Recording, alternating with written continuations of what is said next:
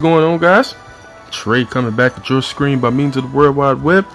And today for you guys, I wanted to get into a new series of videos that I'm going to be starting here. I'm going to be calling this a subscriber request video. And the reason I'm going to be doing that is basically because it's one of my YouTube subscribers that have requested this video for me to make it. So this video, we're going to be going through what he asked. And he hit me up through Kick. I don't know his YouTube name. On Kick, his name is Mike S. On YouTube, I don't know his account name. Maybe he'll leave a comment and we'll be able to see what his name is, and we can give him a big thank you for coming up with this video idea. But basically what he wanted me to do is to show my squads, guys. So I'm going to basically show you each of my squads, break down why I use them and what's their purpose. So basically, we're going to be starting with squad number 1 here. This is my main squad here because I like rainbow squads. So this is my rainbow / unlimited brave burst squad. You see I have Feldius as the leader here. Usually when I use this squad, I also bring a Feldius friend with me so that he can also help with his leader skill, make it that much better. So rainbow squad here, I got my 5 different elements. 4 of them basically my brawlers, and then I got my Alpha Tree Altry as my healer, as well as the one that negates my status effects. So on my Alpha Tree Altry, my strategy with him is to equip a sphere on him. It's called a Refined Gem, and I put the Refined Gem on him. It is a sphere that negates all status effects. So as long as he can't get a status effect on him, that basically means that I will always be available to unleash that Super Brave Burst here, which recovers HP and removes all status effects and negates them for 3 turns. So I think Altry is he's such a boss healer. He's really good. But this is my rainbow squad, so I basically use them for whatever, because it's also my unlimited brave burst squad. Unlimited brave burst and one-shot squads, guys, squads that you can basically use for anything. There is literally pretty much nothing that can stop them from raping through just about anything, aside for the ridiculously difficult bosses such as Carl. He just has way too much HP, so you definitely won't be able to one-shot him, or the unlimited brave burst tactic won't work so well on him. But this is mainly what I use this squad for, guys. Very powerful squad. You guys seen it in action many a times. I've actually made a change to it. I've taken out Vargas and put in Lava now. And the main reason, or actually the only reason I've done that, is because I've unlocked her Super Brave Burst. So that makes her that much more useful to my squad. Later on, I'm going to break down to you guys how I come up with my squads. It's a very, I guess, nice, detailed, specific process that I follow to tell me how to form my squad. So we're going to get into that a little later, guys. Stay tuned for that. And then starting with squad number 2, we get into our mono squad. So I have my fire mono squad here. Basically with this squad, I always try to use a leader like Vargas, a leader that can give them that 50% attack boost. After that, it depends what you want. At the moment, we have either Vargas, who can give you the 10% increase in HP, or you have Lava, who can give you the Brave Burst gauge regeneration on top of the 50% boost to the attack of fire types. I personally like the HP a little bit more, so I'm going to go with Vargas on this squad. But in all of my squads, if I can, I like to have all of my mono squads anyway. I like to have at least 1 healer. That's why I got Phoenix up there. And I also, in addition to my mono squads, I thought this up actually quite recently, but I also like to have one of the Sybil sisters in there as well. Main reason being because they inflict multiple elements. So you see Freya here on my fire mono squad. She can inflict fire and light damage. I think that'd be very useful, just in case you're going through some type of a dungeon and they throw a side or a curveball at you, so to speak. So if you bring your fire mono team and all of a sudden you find yourself going up against a bunch of water type fighters or water element fighters, then you have Freya here who can hit with light, and her damage won't be mitigated because she's fire and light. So I think that's pretty useful. So I've found myself throwing at least 1 Sybil sister on each of my mono squads. I think that's a pretty nice strategy and it's very helpful. But this is my fire mono squad here, guys. Lava, Aisha, Vargas, Phoenix, and Freya. Still got a little bit of leveling to do on pretty much all of my squads, guys.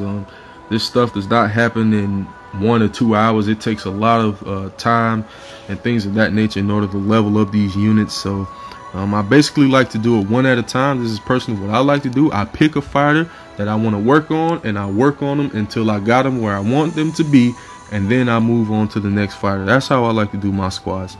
Next is my water mono squad here. Of course, we have my Felnius.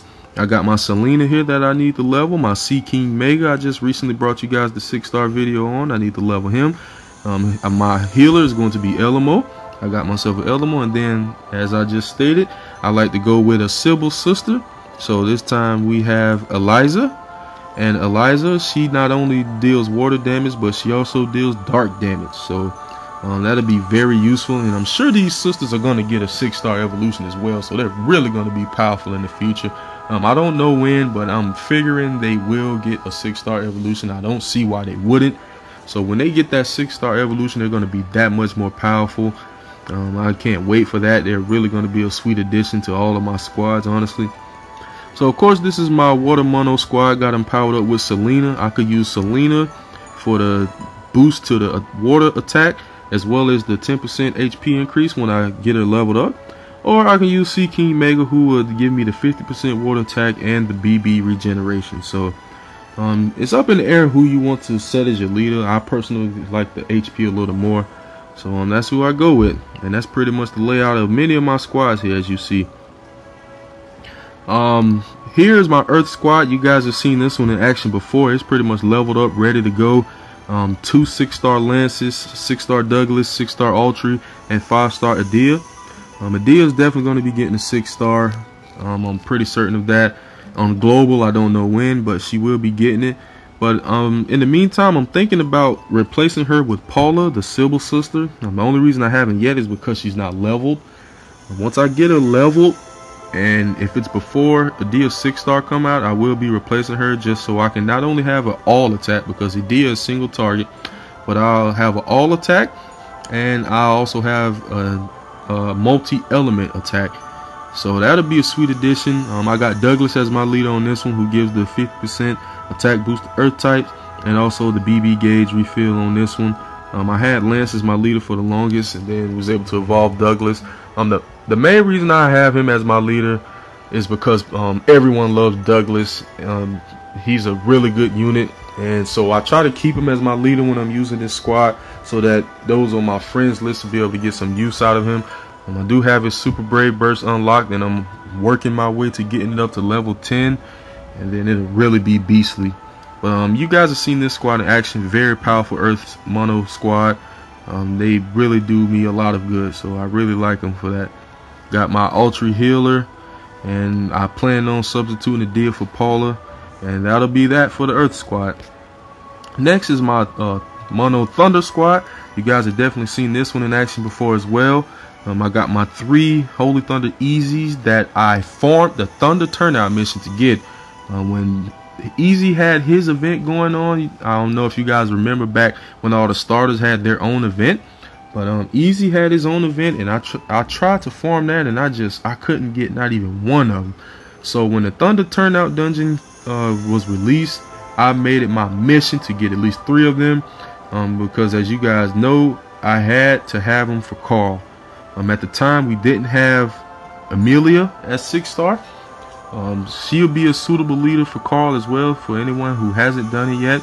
She's basically like Ease, except for Amelia gives the BB gauge increase instead of the 10% HP increase. So it's up to you what you want to do. But at the time, when I was fighting Carl and battling against him, I only had Easy as the best leader for the job. So I formed 3 of them and made him the leader of my 3 squads that I used to get against Carl, and it worked out perfectly. If anyone wants to see how I went about battling Carl, I already have the video up. You can check back in the history and check it out.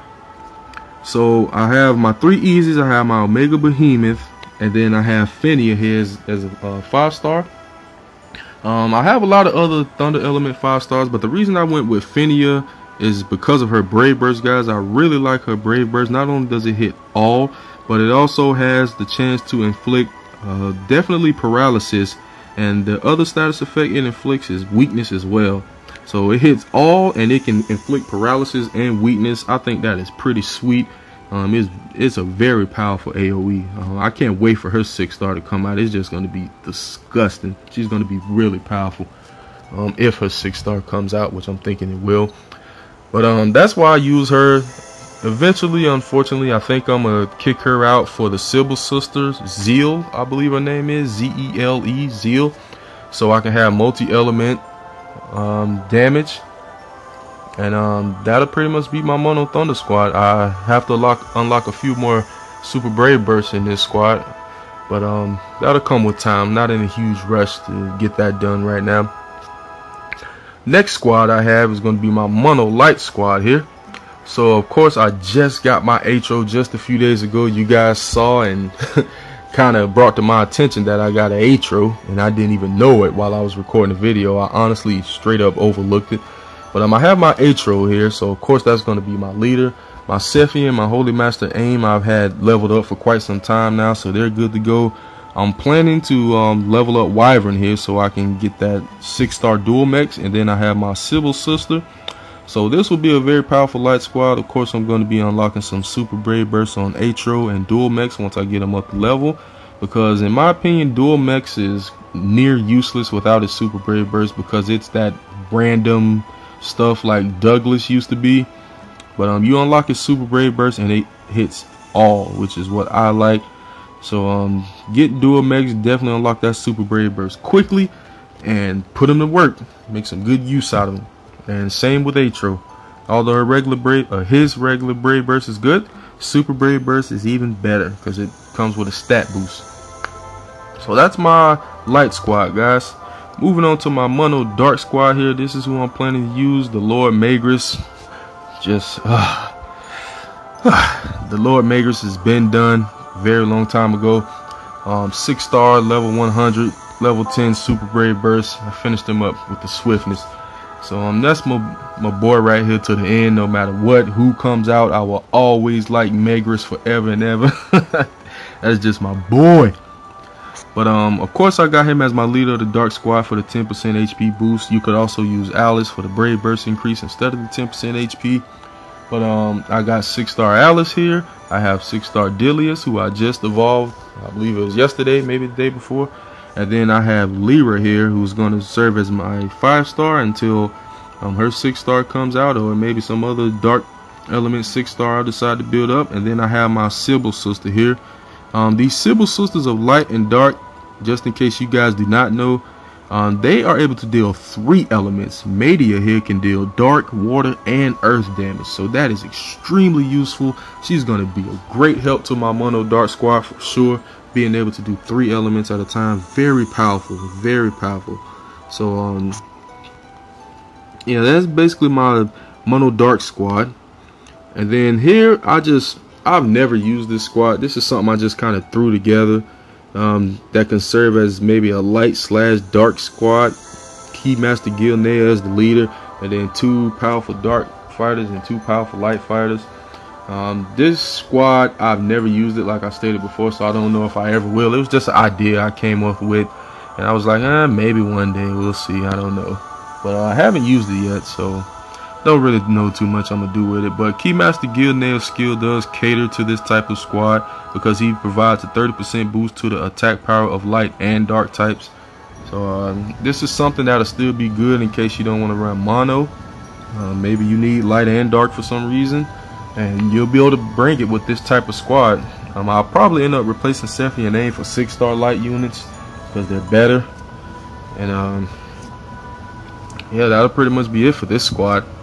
Next squad here, I was just thinking about setting up an arena squad. I haven't really got it figured out yet, but I do know I want Lyra as the leader because of her leader skill. That chance to inflict random status ailments when attacking, that can be devastating in arena, guys. If you were to just slam an enemy team or an enemy squad with a bunch of status ailments, they literally have no chance. I mean, they're injured, they're paralyzed, they're weak, they're just cursed.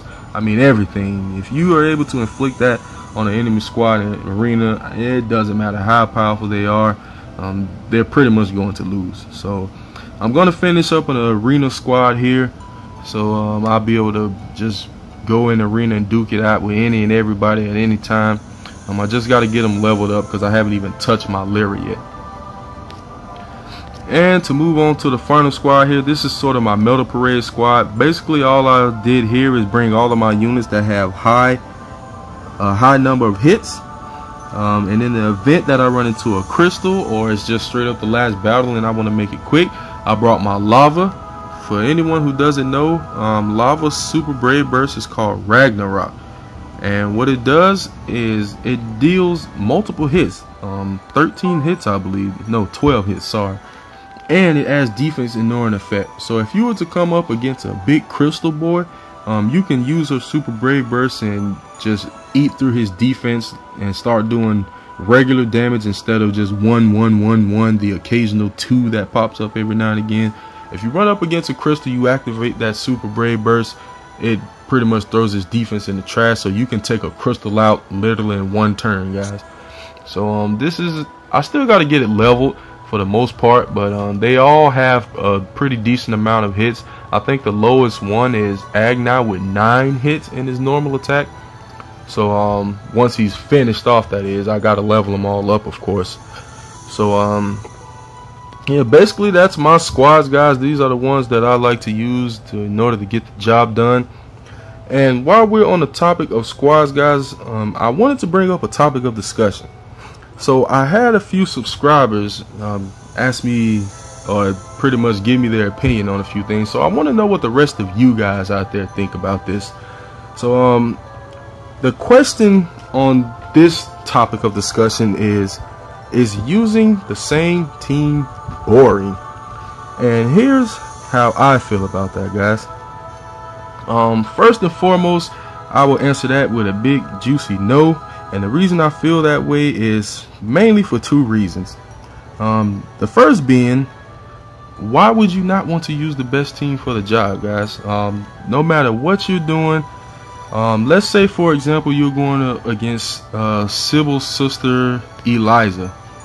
So if you're going up against Eliza here, let's bring her up. She is a water element, so of course you can use unlimited Brave Burst in one shot. We all know that's a given. But if you didn't have those 2 options available to you, then more than likely you're going to be running with a Mono Thunder squad. Why? Because that is the team that's going to get the job done. It doesn't matter if it's the same units over and over. You want to rely on a team that's going to accomplish the task at hand, guys. So you are going to come at her with a Mono Thunder squad, I would hope, and you will be able to really do some damage to her. A lot of time, zeal, and karma, and everything else goes into forming these squads, guys. Like I stated earlier, it's not something you can get done in 5 minutes. You have to take time, zeal, and everything else in order to build up your units. So maybe you don't have one of those resources available to you. You don't have the time, or you don't have the zeal or something. So that kind of stunts your progress a little bit. So you may not be able to have a huge variety of units or squads that can accomplish the task of defeating Eliza, because as you guys know, these Sibyl sisters are far from the easiest of bosses. I have people hitting me up daily asking me how to defeat them. So that brings me to my second question. As I just stated, many people are constantly hitting me up with various methods of communication, whether it's Kick Messenger or anything like that. I constantly have people hitting me up asking me for tips and tricks and advice on how to beat a Sibyl sister, how to beat Carl, how to beat a quest boss, how to complete this quest, that quest. And the main reason behind that, guys, is because no one has infinite gems.